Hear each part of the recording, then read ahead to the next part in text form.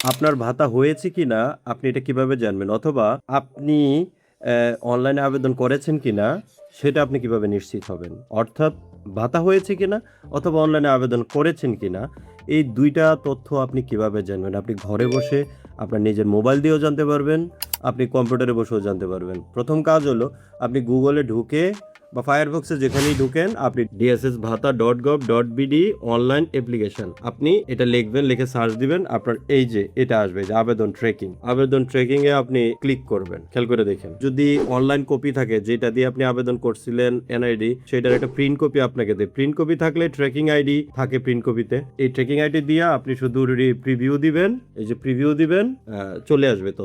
আর আমার কাছে যেহেতু এখন প্রিন্ট কপি কোনো কপি নেই, আমি এনআইডি দিয়ে দেখাচ্ছি। আপনি এনআইডি বা জন্ম নিবন্ধন যেটাই দেন এই যে এটাতে ক্লিক করবেন। এই যে ক্লিক করার ফলে জাতীয় পরিচয়পত্র নাম্বার মনে রাখবেন, জাতীয় পরিচয়পত্র হচ্ছে ১০ ডিজিট ১৩ ডিজিট। যদি ১০ ডিজিট হয় তাহলে কিছুই করতে হবে না, আর যদি ১৩ ডিজিট হয় তাহলে জন্মসালটা আগে দিতে হবে। এই যে এখন এখানে ক্লিক করলেই দেখবেন চলে আসবে সাথে সাথে। এই যে চলে আসছে।